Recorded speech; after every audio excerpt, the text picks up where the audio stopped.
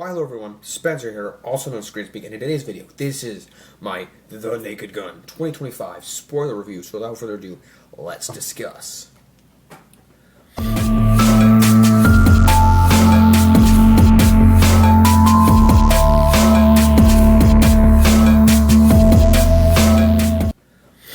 Alright everyone, so this is a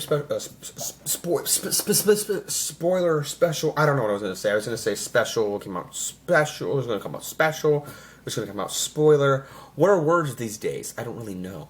But speaking of what we don't know what words are, interesting segue. This is going to be a spoiler review for The Naked Gun movie that came out in 2025. I had high hopes for this. High is a little strange of a word, but we're gonna go with it. The reason I had high hopes for this is because of the marketing and because of how funny the marketing was.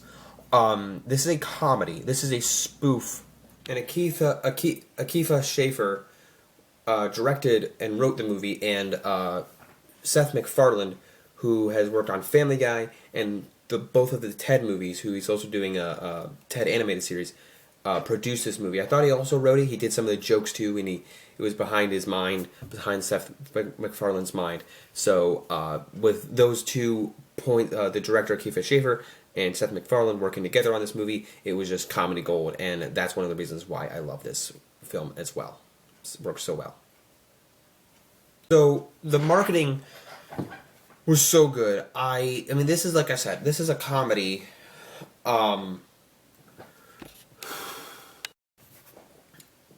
This is a comedy movie, and this is a rebooted version of The Naked Gun. They made 3 of them back in the day, and I believe they're 90s movies, 80s movies. Should have done my research, but anyway, I was laughing the whole time in this movie, and there's some great sexual innuendo jokes and thrown throughout of here, and it's a PG-13 movie. And there's some like teenagers sitting, like me and my dad went to this movie, and we were sitting in the row, and I'm like, "What, are teenagers to this movie?" Okay, I don't know what jokes. I'm like, I thought this was rated R. I don't know. It feels like a plane, trains, and automobiles thing, like that type of like old movie that would be have that rated R feel. I don't know what's going on with movies nowadays. A lot of the movies are R. Movies that you think would be R are now PG-13. I'm like, what? All right. And like movies now, or never mind. But the way this was done with the marketing, there's like this PSA thing that Liam Neeson did. By the way, Leslie Nielsen was the old actor. Now it's Liam Neeson, and he's the son.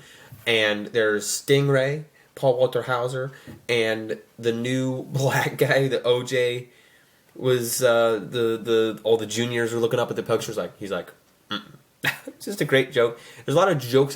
I was smiling from beginning to end with this movie, and there's moments that for me I wasn't like laughing my butt off, but I was like, I understood the joke. There was a moment here where like there's moments in this movie that are like aren't for everyone, that are geared towards my audience. Like there's like a TiVo joke.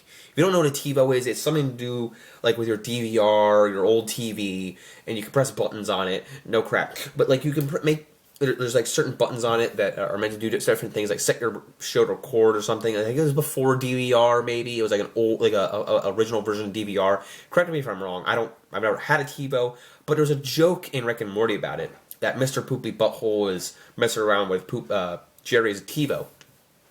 And in this movie, they have a reference to TiVo, and I was like, okay, I know what that is. I've never used one, but for people that know what they are, you know, from that generation, there's jokes for everybody. Like I said, there's sexual innuendo jokes that I laugh at, but if you bring, you know, your young kid to this movie thinking, it's a comedy, everybody likes comedies, right? No, do not show your kids this movie. Don't let your kids watch it.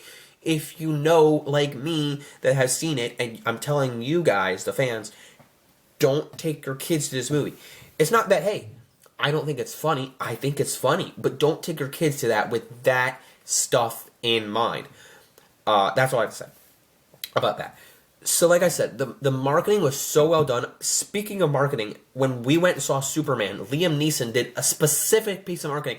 I have never seen anything like this. Now, I may have seen things done, like, well done marketing, but I have never seen something quite like this in a while, where, and I hope more movies and franchises and Hollywood does this in general, where Liam Neeson came out, well, he didn't come out, but he was on screen and said, "You're about to watch a movie about a man flying around in tights, but," like, I forget what he said verbatim, but he was like, "Now get ready to watch a man fight crime. Like, you're about to watch a man fight crime in his tights, but have you ever seen a man fight crime like this?" And it was just like, I've never seen a movie, like, about to watch a movie that I'm at the theater to see, where another movie is marketing the movie I'm about to see. I was like, what? Now, there has been instances like, alright, you're about to watch Superman, here's this ad, like Progressive, or this insurance company, like this car company. Like, say, Black Panther Wakanda Forever has an ad for their car, you know, like that. Like, I saw one before Halloween Ends, but it wasn't that movie I was about to see, but this movie had genius marketing, and I was laughing my butt off in the theater. I was smiling from beginning to finish.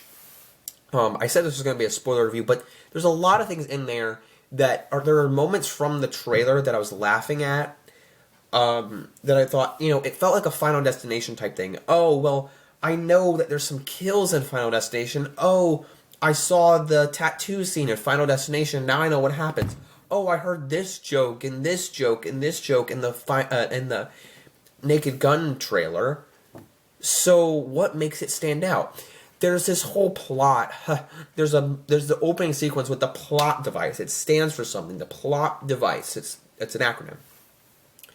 And I'm like, that's genius. That is a genius way to get you into, like, you know, you're writing a script. Well, we gotta have the plot device. You know, well, what does it do? Oh, it does this. And your Stryker from the X-Men is the bad guy in this. And then there's a random cameo at the end of the movie with Dave Bautista and Liam Neeson goes, "Thanks, Dave. Thanks for filling in." There's just jokes like that. You get random appearances from this guy. And there's just random jokes like where Liam Neeson's pants come off and all this type of stuff you wouldn't expect. And then I just love the dialogue is perfection. It's pretty much the comedy of the year. And there's this movie a couple years back that came out in 2022 called Joyride that I heard rave reviews about from John Campea. I thought it was really funny. And to be honest, I don't know what's funnier. I have to rewatch Joyride in order to say which is better, but I don't know. This one I had a great time with. Again, the comedy was fantastic. And like I said, the main plot of the movie itself, I mean, it's not like I'm going to say it's weak, but like I'm glad there was something more. It's not just, it is comedy. Oh, and there's this great, like, imagination sequence with the snowman. Holy crap, that was funny. Like, the sexual innuendo jokes were fantastic, but the snowman thing was, like, by far comedy gold. This movie was comedy gold. And I'm almost like, should I put this in my top 10 films of the year list? I don't know. But we'll have to see where this one ends up at the end of the year, because this one, if it doesn't end up on my top 10, it's definitely going to be number 11, because I don't know, there's going to be lots of great films coming out the rest of the year. This isn't a super long review, but all I have to say, guys, go check out my post on Instagram, whatever I have to say about it, and I'll put it up on LetterBoxd. I don't think I put up my, did I put up my Fantastic Four one on? I did put my Fantastic Four one on LetterBoxd. Okay. I did. So, this isn't super long. I just really had to discuss this movie for you, and stay tuned for what I got coming next, because I'm going to see The Bad Guys in theaters. I might go see Weapons in theaters. I want to see both of those. But I'm definitely going to see Bad Guys on Friday, because that's when I finish work. So, yeah. So, those two movies are next. And then next in August, I got Caught Stealing. And there's so much more the rest of the year. But yeah, so I got I got the You're Killing Me Small shirt. That's what I wore in the movie tonight. And it's a very short movie too. It's only like 87 minutes long. So there's a lot of great stuff in there. So great. By the way, before I forget, the soundtrack composed by Lorne Balfe. My dad. There's a moment in the movie where like there's a guy in the hospital and you're like, did you get that? And then, like the walls fall down, just like Mission Impossible Fallout. And then I'm like, it's just like Mission Impossible. I lean over to my dad and he's like, just like Mission Impossible. We said it at the same time. And they're like, did you get that? Stuff happens again. Did you get that? Little walls fizzle out, like little static, like you see like backdrops fall. And I'm like, this is the best. 3 times it happens. And you can hear in the background the boom, boom, boom. Like you think the Mission Impossible theme starts playing. And then, better yet, to my surprise, the end of the movie stops. Or like, the end of the movie, there's a couple post-credit scenes. And, well, one, like the credits start rolling. And like, it's like just a standstill, a freeze frame. And Pamela Anderson, who's a love interest, and Liam Neeson go, what the hell's happening? Like, boom. Like, who are you? It's like referencing kind of like Ferris Bueller, like with the credits. Who are you? Like, you know, kind of meta, so meta. But the credits start going, and it says soundtrack by Lorne Balfe, score by Lorne Balfe, who did, you know, Megamind, Top Gun with Hans Zimmer, Top Gun, Maverick, Penguins of Madagascar movie, Penguins of Madagascar, Lego Batman movie, and better yet, Mission Impossible Fallout and Dead Reckoning. And I was like, I was so mad because I'm like, this score rocked for this movie. And Lorne Balfe didn't do Mission Impossible Final Reckoning. It's one of my biggest gripes about Mission Impossible. I have like 3 hot takes in life, and I'll give them to you right now. I should make a separate video about my hot take, like a hot take video. It is, number 1, I dislike Guardians 3. Number 2, I'm warming up to Inside Out 2, so that's not a really big hot take. I don't like the soundtrack of Inside Out 2, that's not a hot take. Number 3, 4 hot takes. Number 3 is I'm a fan of Indiana Jones and the Kingdom of the Crystal Skull. And number 4, I dislike the last Mission Impossible because of the soundtrack. I wish the soundtrack was better and the action scenes. I'm disappointed. But beside hot takes aside, let me know what you thought of How to Train Your Dragon. Already came out. The Naked Gun 2025 rebooted. I hope this like kicks momentum into gear for new comedies in theaters. Comedies need to come back because I was laughing my butt off the entire time, smiling from beginning to end.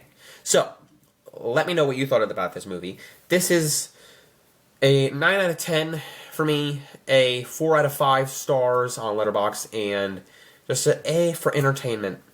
A for entertainment. It was a damn good movie. Don't forget to leave a like, subscribe, follow me where you can on social media. And as always, guys, don't forget to leave a like, subscribe, follow me. Don't forget to keep calm and watch the screen. Peace out, everyone. Bye.